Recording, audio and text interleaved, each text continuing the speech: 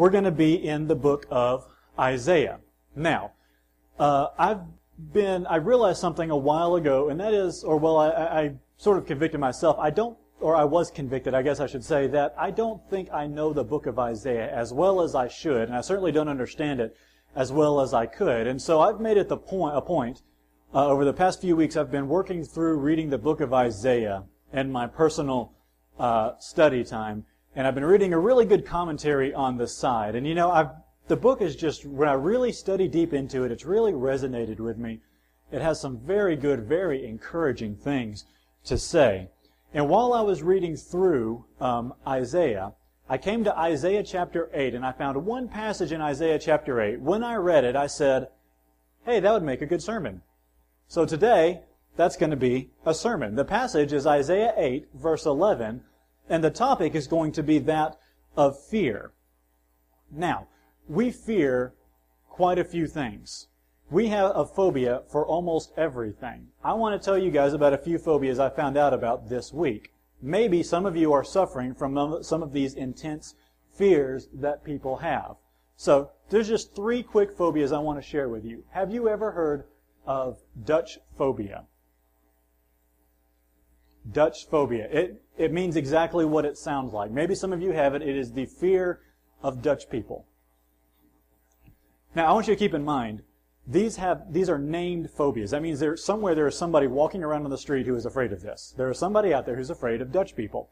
All right, let's go to another one. Pantherophobia. This one is a little bit more understandable. Maybe still a little irrational. I can sympathize with it. Maybe some of you in here have pantherophobia. That is the fear of mother-in-laws. Perhaps some of you have suffered from that for years. One of my favorites is, I hope I can pronounce this right, conchicotaleophobia. This is absolutely my favorite, that people are afraid of this. This is the fear of chopsticks.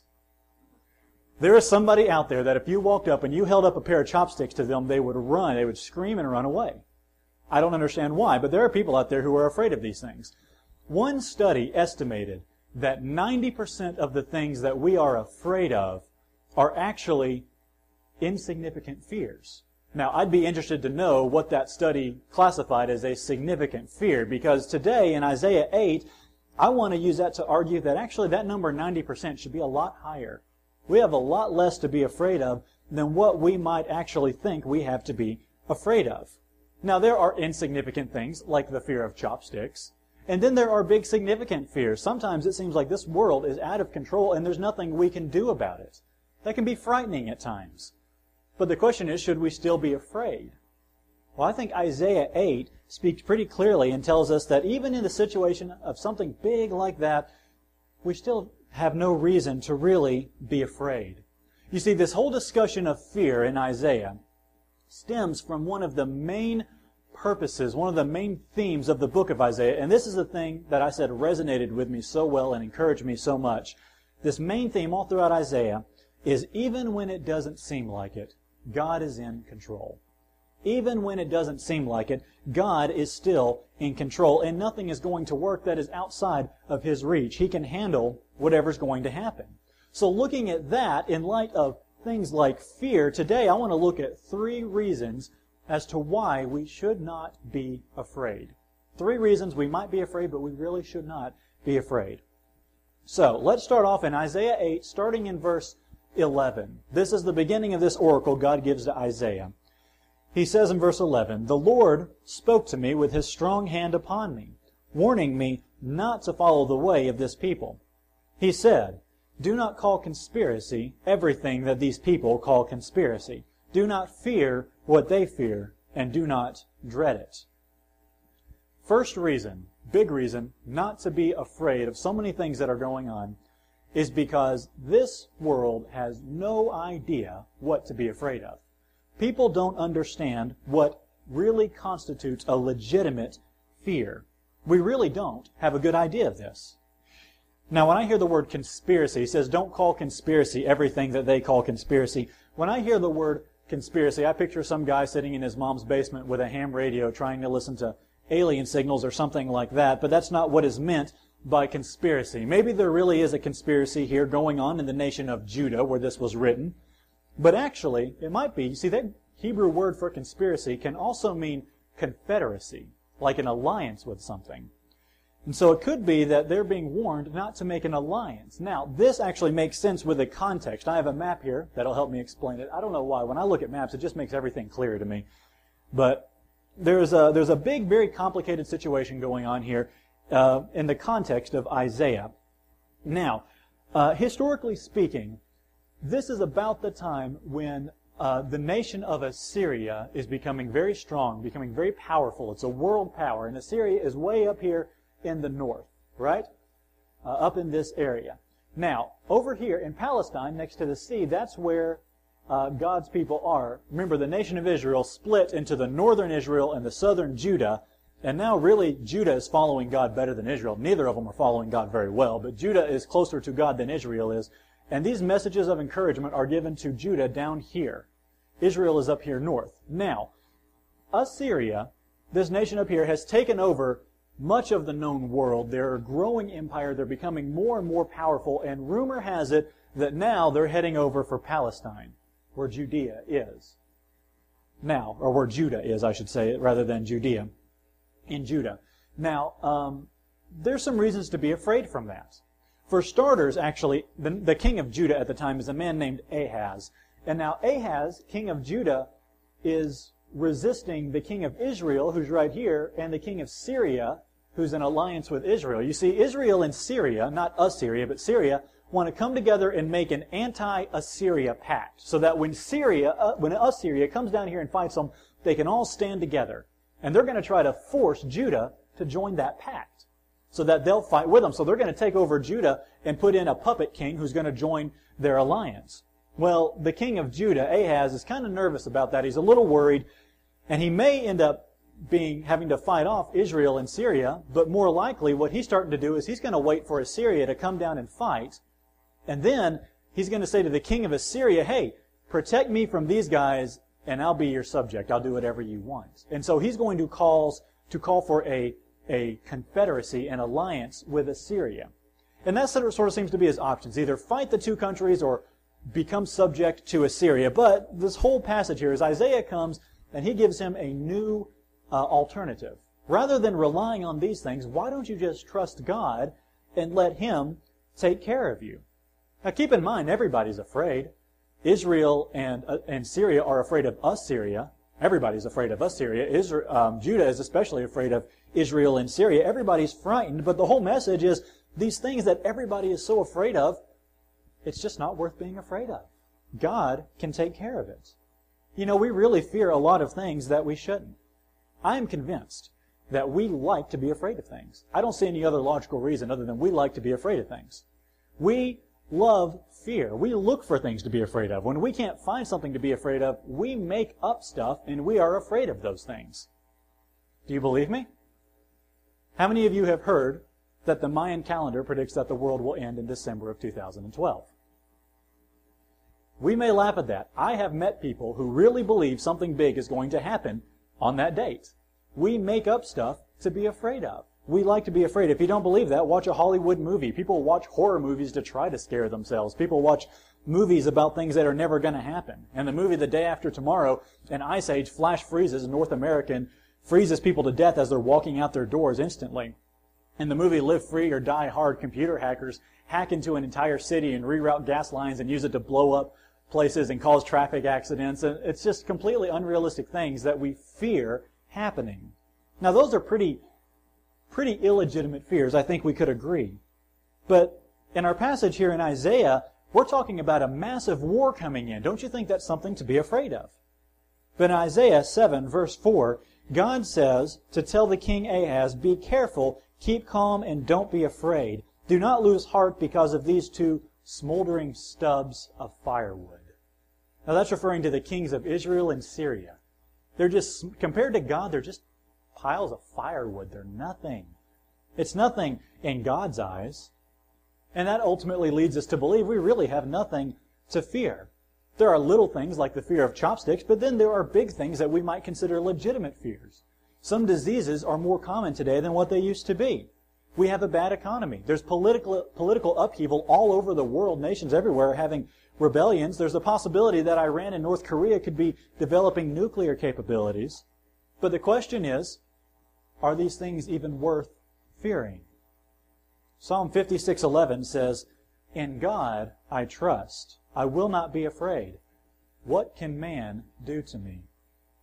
Well, man can do lots to me. He can steal from me. He can call me names. He can hurt me. He can even kill me. But then what? My spirit will be in God's hands, and what can man ultimately do to me then? Now, this is easier said than done for some of us. Okay? Some of you guys, you have no problem. You just say, all right, fine, whatever, I don't care. Some of us have trouble actually putting our fears aside. The name that classifies those of us who are like that is worriers. Maybe there's a few other worriers in here. I'm a worrier, and so I struggle being afraid of a lot of stuff. I was reminded, I've always known I've been a worrier, but I was reminded of how much of a worrier I am when I went on vacation this past week. When I left, I thought, oh no, what happens if somebody breaks into our house at night and takes all of our stuff? While we were gone, my wife said, Nathan, did you remember to leave the air on some setting? And I said, no, I turned it off completely. And so our cat was in the house with that house that had no air conditioner at all. I was afraid we were going to come back and our cat was going to be dead because it baked alive inside of our house. When I dropped the car off at the airport parking lot, while I left, I was worried, what if there's a maximum limit on the parking and I'm going to go over and we're going to get a big fine or we're going to get our car towed or something like that for parking too long. On the way back, on the plane ride, I could have sworn that the pilot was steering the plane with a jackhammer or something because I didn't know why we were shaking so much and I was convinced a wing was going to fly off and we were going to crash. I worry about a lot of stuff. We all have those worries. Some of us are more prone to it than others, but does that mean that those fears are really legitimate fears? You see, the point is we shouldn't get our sense of fear from the things that the world around us is afraid of. Now, they have no idea what is worth fearing. In Jeremiah 51:46, it says, "Do not lose heart or be afraid when rumors are heard in the land." One rumor comes this year, another the next. Rumors of violence in the land and of ruler against ruler. So, when we turn on the TV, and the news channels are broadcasting, because that's how they get ratings. They are broadcasting that the world's basically ending. Every bad thing that could ever happen to you is going to happen to you. When we see all these stories coming up, we have two responses. We can either be afraid with the rest of the world, or we can say, I'm glad my God is big enough to handle something like that. See, this world really doesn't know what is worth being afraid of. Second reason that we shouldn't be afraid. In Isaiah 8, verse 13, he says, "The Lord Almighty is the one you are to regard as holy. He's the one you are to fear. He is the one you are to dread." The second reason we should not be afraid is God is the only one who's really worth fearing. That's the only legitimate place for our fear to be placed. Isaiah is told here, all these other things around you that everyone else is afraid of, don't waste your time with it. Rather, fear God. Matthew 10:28 says, "Do not be afraid of those who kill the body but cannot kill the soul. Rather, be afraid of the one who can destroy both soul and body in hell." Now, as Christians, we're put in sort of an awkward position here. We are told to fear and dread the God that we believe is so loving and merciful. That seems to be a contradiction. Now, it's been said before that whenever the Bible says fear God, it really just kind of means respect God. And granted, that's very close to the actual meaning. I think that kind of oversimplifies it a little bit. You see, the fact that we should actually be afraid of God does not mean that He is not good and loving. Just because a person is afraid of a judge that when they're on trial doesn't mean that the judge is a bad person. It may mean that the person has done something bad and they have a good reason to fear the judge. You see, God shows us mercy, but He is loving as well. Justice gives us exactly what we deserve, and what we deserve is not that great, considering that we've gone against our Creator and His standard for us. But because of our faith, God overlooks His justice and gives us mercy and grace instead. So, does it make sense to say that we should fear a loving God? Well, yes, if He is just as well, it certainly makes sense that we fear Him. We don't fear that he's going to wake up one day in a bad mood and strike us with lightning because he just decides to, but rather we fear what he's going to do if we neglect our faith. You know, growing up, I know for a fact that my mother loved me very much. That doesn't mean that I never feared my mother. There were times I feared for my life because when I did something wrong and she was in a bad mood, I thought I wasn't going to survive. But my mother still loved me. You see, a little bit of fear can be healthy. Romans 11, verse 20, describes the kingdom of God in terms of a tree that's had branches broken off and grafted in. And it says of the Jews who rejected Christ, it says they were broken off because of unbelief, and you stand by faith. Do not be arrogant, but be afraid. For if God did not spare the natural branches, He will not spare you either. You know, fear acts as a reminder of the position that we're in. If we neglect our faith, well, the thought of facing God as a judge without Christ to intercede for us is a frightening thought. It is something to be afraid of. But it's intended to keep us on the right course. You know, some of us went to a gun safety course not too long ago, and one of the things that the instructor stressed over and over again is, if you have a gun, you had better be afraid of it. If you are scared of it, you're going to respect it, and then you're going to be safe and you're going to be careful. That's what's important. A little bit of fear can actually be a good thing. It can be healthy. And if we fear God, there's no sense in fearing anything smaller than God, and the fact is everything is smaller than God. Isaiah 10, verse 24, going back to the historical context that our main passage is set in, he says of the Assyrians, "My people who live in Zion, do not be afraid of the Assyrians, who beat you with a rod and lift up a club against you as Egypt did. Very soon my anger against you will end, and my wrath will be directed to their destruction." God wasn't hateful. He wasn't cruel to Israel. He was punishing them. He was disciplining them. But guess what? When their faith returns, He turns back to mercy. And this powerful, great Assyrian king is nothing compared to God. God can take care of him. Now, if we're not to be afraid of anything that's smaller than God, that makes a big list of things that we don't need to be afraid of. That means I don't need to be afraid of dying in a plane crash, because my God is bigger than death. I don't need to be afraid of poor health, because my God is bigger than any disease I could ever have. You know, one thing I personally fear, maybe you fear it too, is failure. There have been times when I've been maybe pushed, maybe convicted to try to do something for God, maybe try to serve God in some particular way by some particular ministry, and I'm afraid I'm going to fail. I've done it before. I've failed God before, and I'm afraid I'm still going to, and so I just don't try. But I don't need to fear failure, because I have a God who is bigger than all my failure. You know, the world has no idea what really merits our fear. And God is the only thing that really deserves to be feared. So let's look at one more reason why we just should not be afraid. In Isaiah 8, verse 14, it says of God, "He will be a sanctuary. But for both houses of Israel, He will be a stone that causes men to stumble and a rock that makes them fall. And for the people of Jerusalem, He will be a trap and a snare." Last reason not to be afraid. God offers to be our sanctuary.